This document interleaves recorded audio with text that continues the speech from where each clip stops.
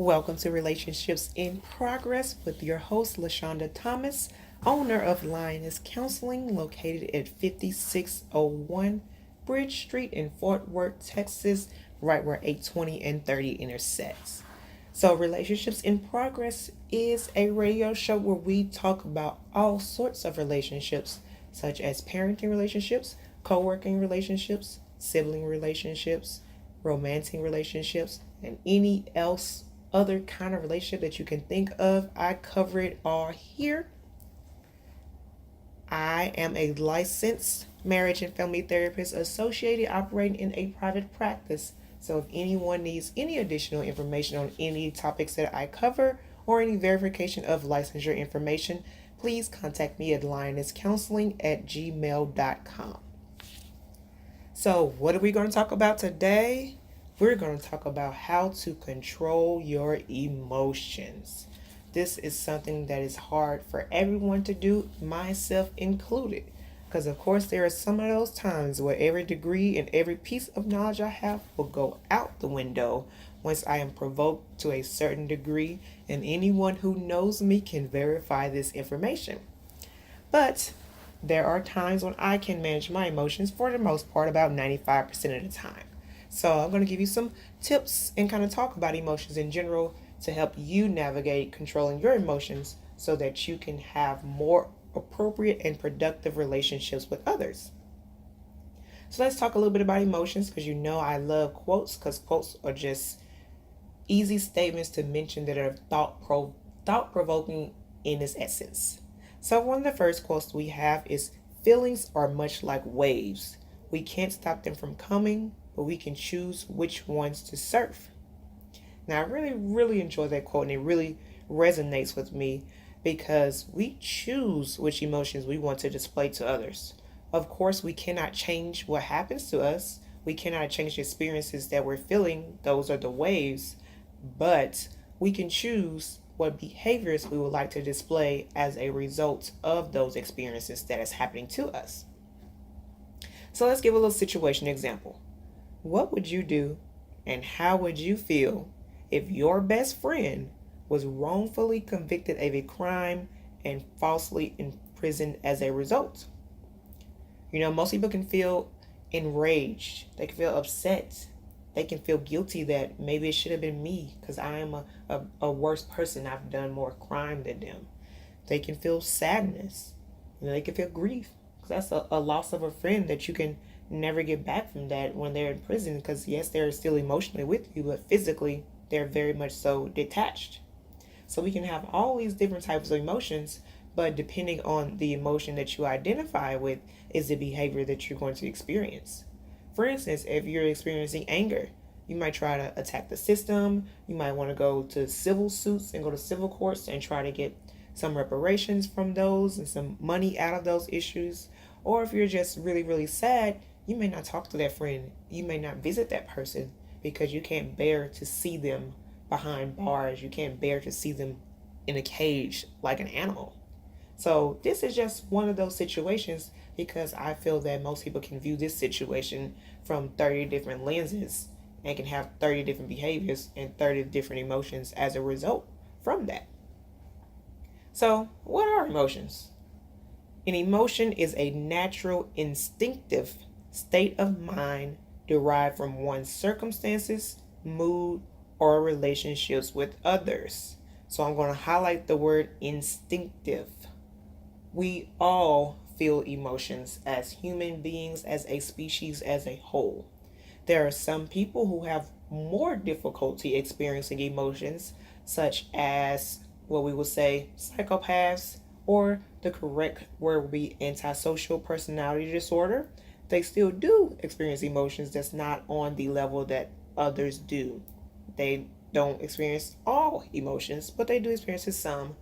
Or when we think of any children on the spectrum, meaning autism or an earlier form, Asperger's. We don't use Asperger's anymore. The correct term is autism spectrum disorder to accommodate those that are low functioning and higher functioning. Yes, kids who have autism do still experience emotions, just not all of the emotions on the full spectrum that we may feel. For example, if you touch or misplace a kid who has autism items in a place where it should not have been, they will feel anger and they will act out violently. But they may not necessarily show or experience love in the way that normal most humans who don't have autism experience love. So with that, with emotion being very instinctive, that means they're not logical. I'm going to say that again.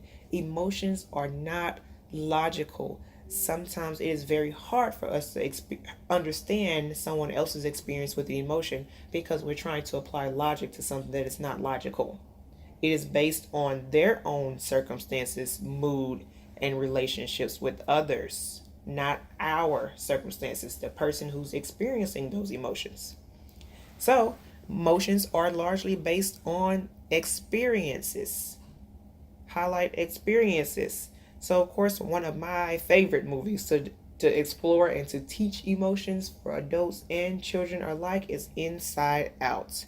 I have shown this movie in the various hospitals that I work with a wide array of age ranges, as I get that most people can understand that and get the point of that movie. And of course, the point of the movie, of what I want you to get from the movie, is that we need all of our emotions in order to survive. Every emotion we have serves a purpose.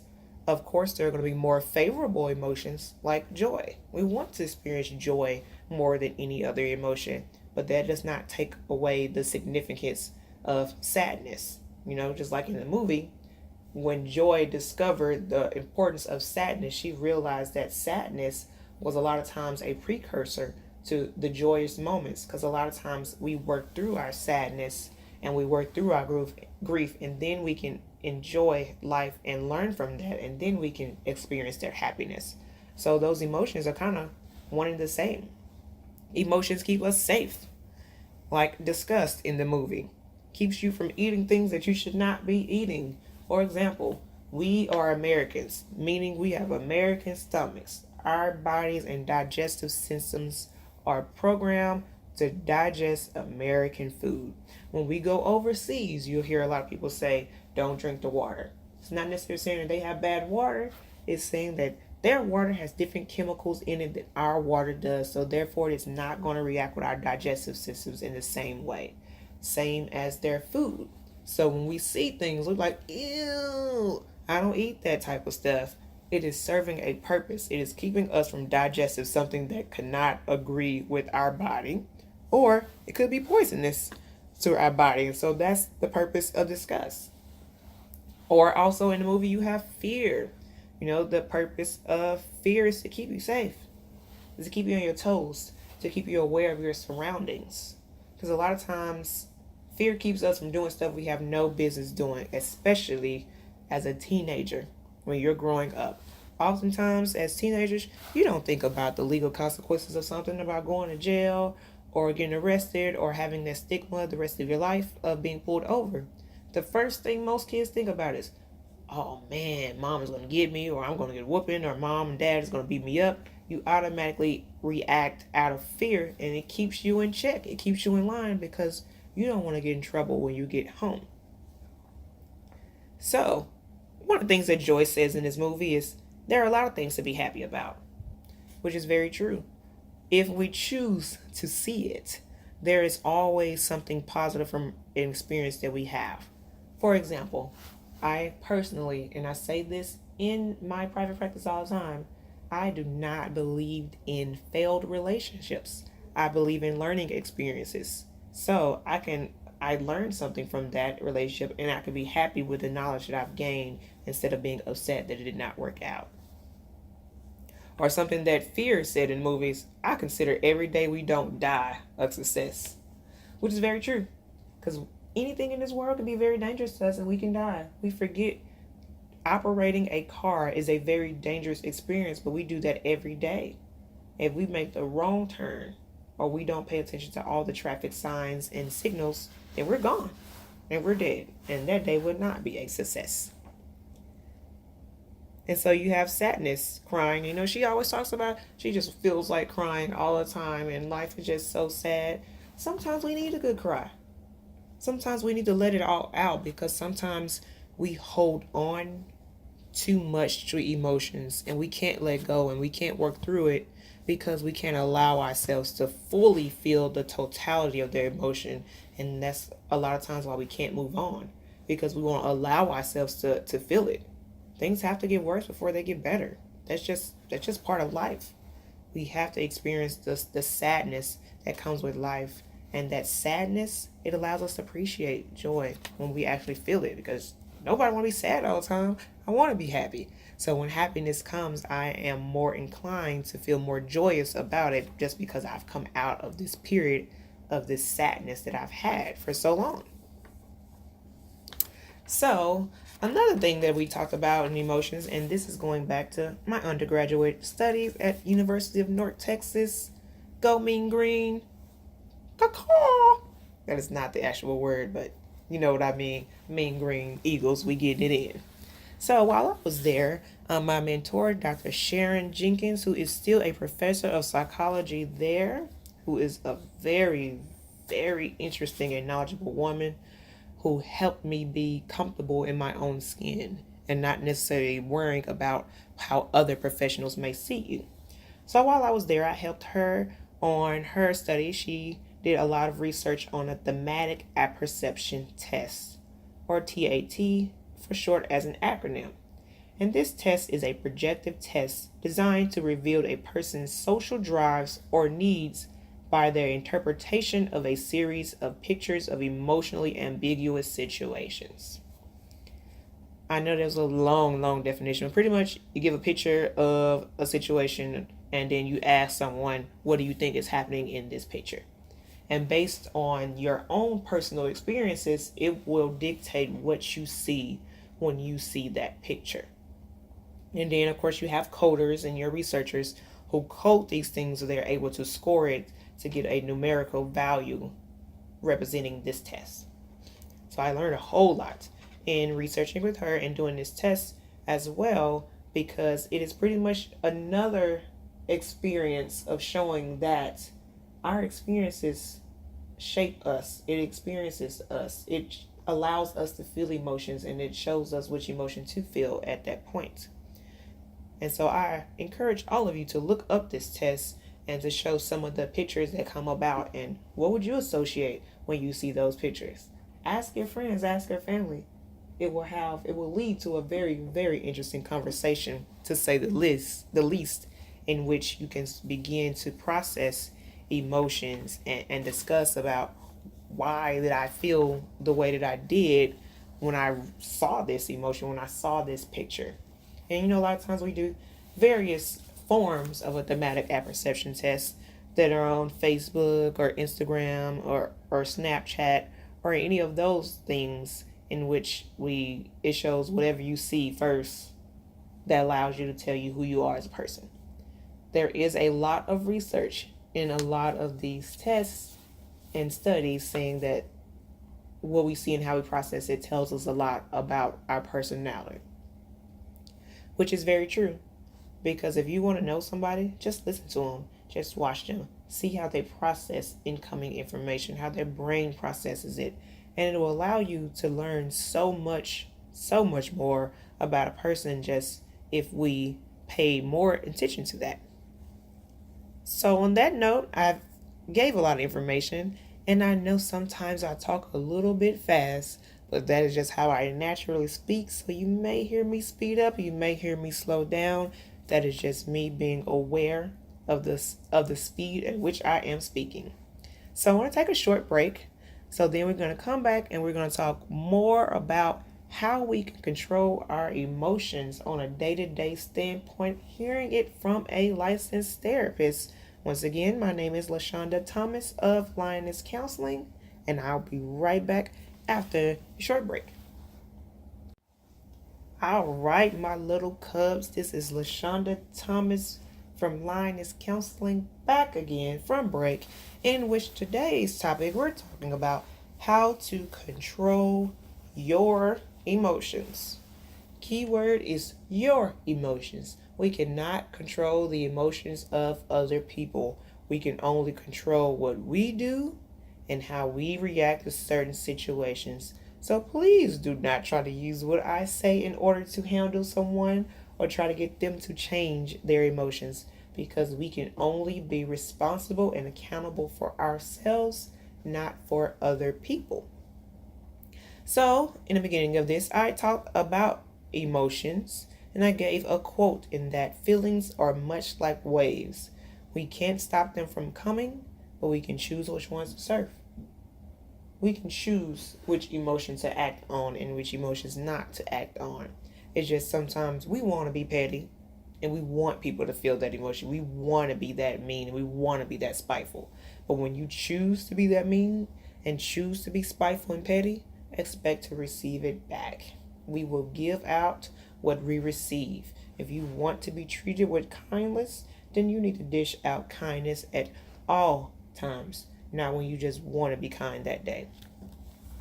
So I discussed the definition of an emotion, and an emotion is a natural, instinctive state of mind deriving from one's circumstances, mood, or relationships with others.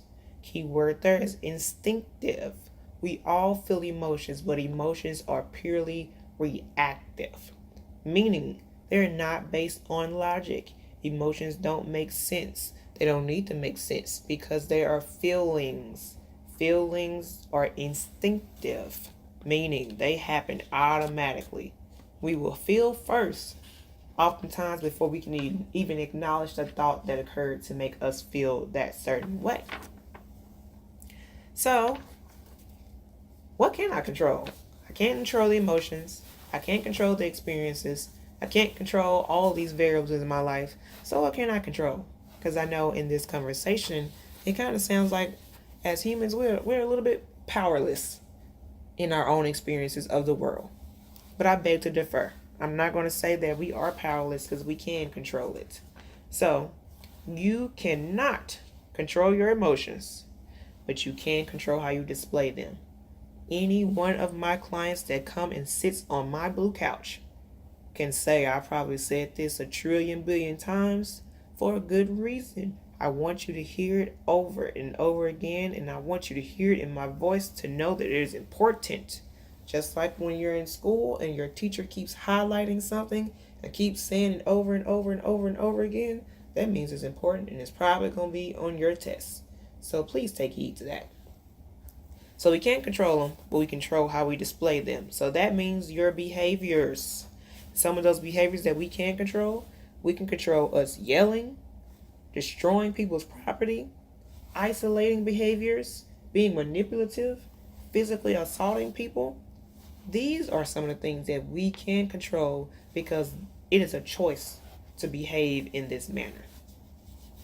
A lot of times people will be like, no, it wasn't a choice. This is what had to happen for them to understand the lesson. No, you chose that behavior because you wanted them to learn via that route.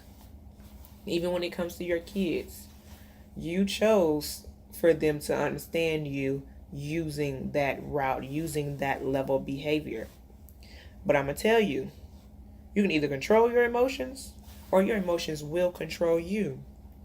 And when I say your emotions controlling you, a good example is like people who have anger issues. People who have anger issues, anger controls them.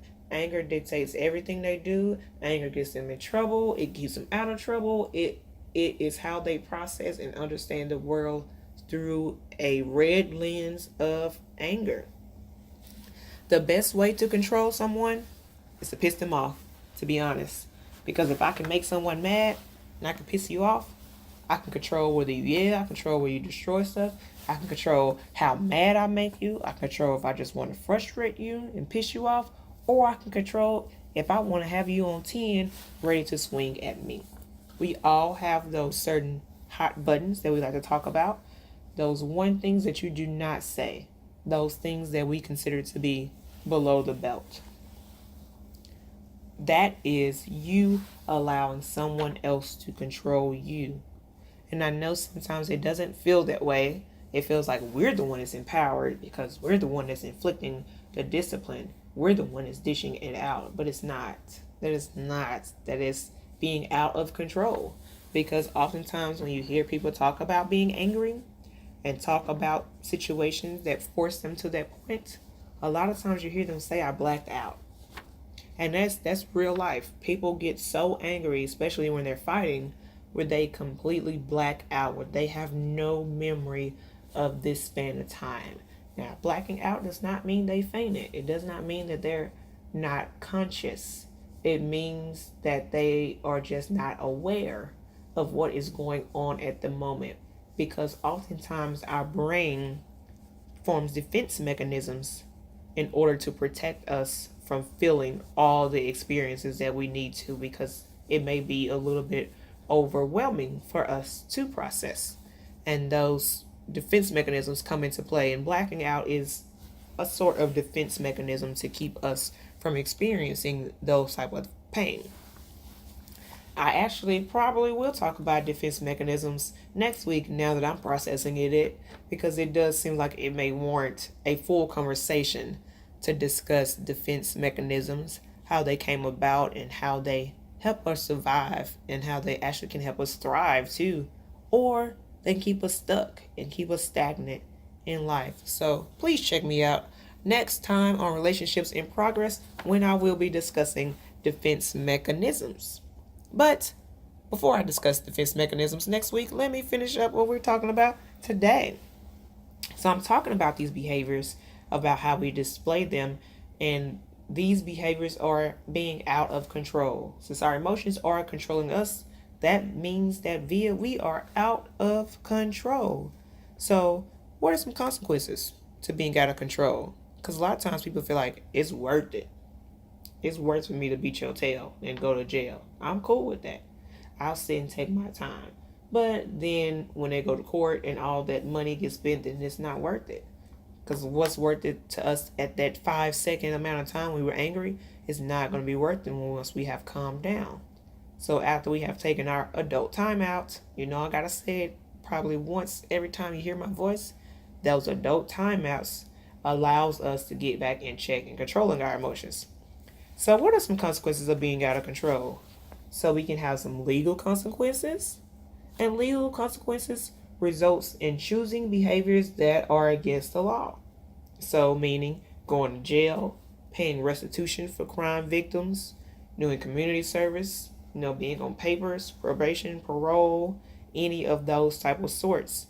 Those are some of the legal consequences of being out of control and now being labeled as such, because now every time I go to apply for a job, I gotta tell them that I got an assault case, and of course they want to hear the story about how it came to be, and they don't want to hear, well, I was a kid and this is what is going on. No, they feel like you're someone who's out of control of your emotions, therefore I don't want you to be here, because what if somebody makes you mad at work? You gonna assault them and flip out? Nah, I'm not gonna hire you. I want to hire someone that's gonna be a little bit more calm, someone that's going to be a little more predictable in that situation. So another consequence, we have some mental consequences of being out of control. And these are factors that can affect an individual emotionally because of the behavior. So some examples of some mental consequences could be living with the fact that someone has harmed or killed because of your actions, being depressed, having anxiety, panic attacks. That is one of the biggest examples of being out of control of our emotions. And so once I keep having these panic attacks, now I'm less likely to do the event that is causing me anxiety. And so then that severely limits our experiences that we can have, and it limits the life that we can lead. Social consequences of being out of control. And these are just effects on the community, family, and individuals because of your behavior. So some of the examples of some social consequences could be curfews. I grew up in Dallas. We had a citywide curfew in which you needed to be at home by a certain time. I do not remember what that curfew was, because my parents' curfew was earlier than that. And I had very strict parents who I needed to be at home at that curfew. There wasn't no ifs, ands, or buts about that. Another social effect is not having enough prison or jails to house offenders. People being released because there's no room for them. And so they end up getting early release solely because of that fact. And oftentimes it is not people who actually deserve to be released. It's people who still pose a threat to the community, but you can't put them anywhere, so they got to go back home. Another social consequence of just living in unsafe neighborhoods in general, because of all these people being out of control. Now I gotta live in an unsafe neighborhood, i.e., any place that says all bills paid. That's going to be an unsafe neighborhood. You got to watch out. You got to watch out for moments when people are going to behave in a way that they're out of control. You got some ethical consequences for being out of control, and these are moral and religious values that are violated because of behavior. So one of those moral dilemmas could be adultery, stealing, murder, anything that can be found in the 10 Commandments. Because I've acted in a way that I was out of control, now I'm at odds with my own religion and spirituality and trying to repent for this because this is outside of what I believe in. Yeah, of course you can have physical consequences of being out of control. And it's just harm or injury that can come to people because of your behavior. Losing a life, serious injury, loss of a home, job, family, etc.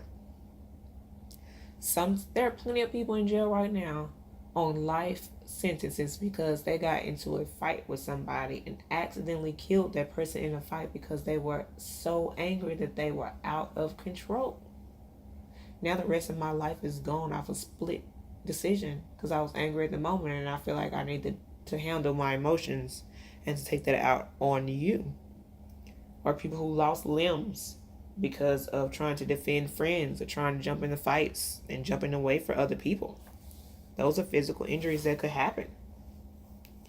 And then also we can have some financial consequences of being out of control. And those financial consequences are the dollar cost to individuals and community as a result of the behavior. So, like victims being left without financial support. So their dad, went to jail for selling illegal things on the street. Now this family, they don't have a dad and he's the only source of income. So now we got to get on welfare and have to live below the means that we have established because the sole provider is now in jail. Or other examples of financial costs of, trials and lawyers. That is not free. A lot of these lawyers have a retainer fee that is very separate than all the court costs, parole costs, and all those hidden costs that you are not aware of. And of course, like bail money, that's another fee because now you got to worry about, jumping bail and someone coming to get you if those payments are not made like they were promised to be made. And then just tax dollar support for criminals, i.e. public defenders. Somebody got to pay public defenders. What do you think they are getting paid for? They get paid crumbs in actual dollars from the city.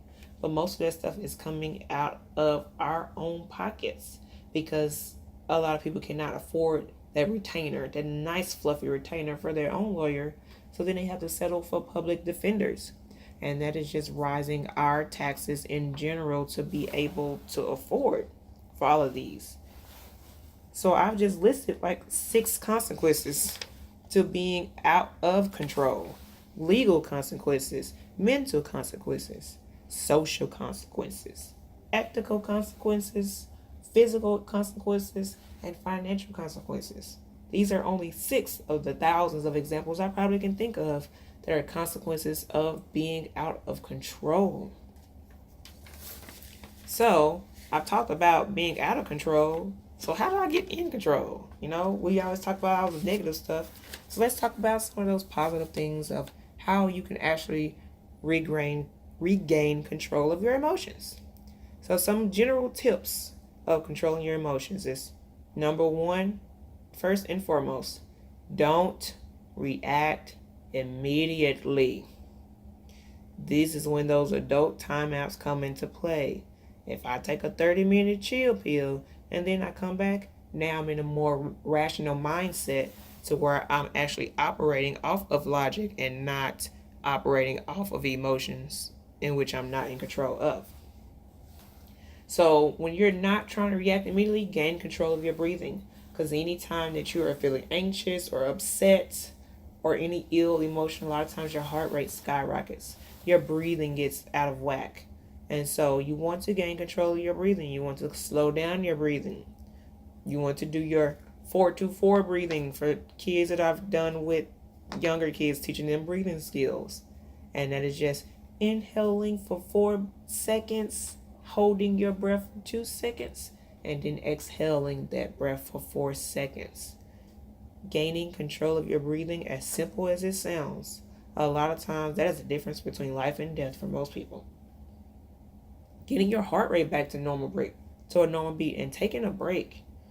Take a break, whatever you need. You need to take a snack break. You need to get you a Snickers because you're going to be on the hungry commercials.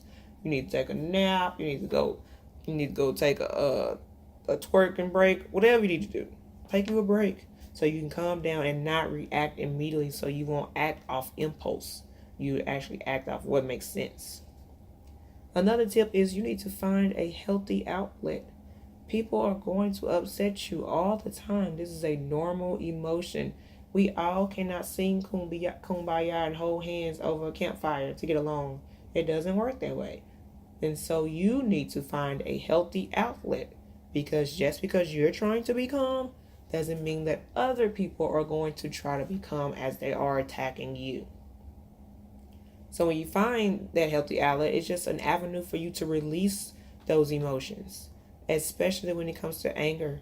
Anger is a physical emotion, meaning you need to do something equally as physical to get it out.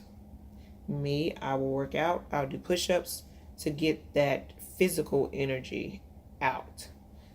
Using your coping skills, whatever your coping skills may be. It can be coloring, be playing games, reading, working out, knitting, crocheting, driving cars, jump roping, playing sports.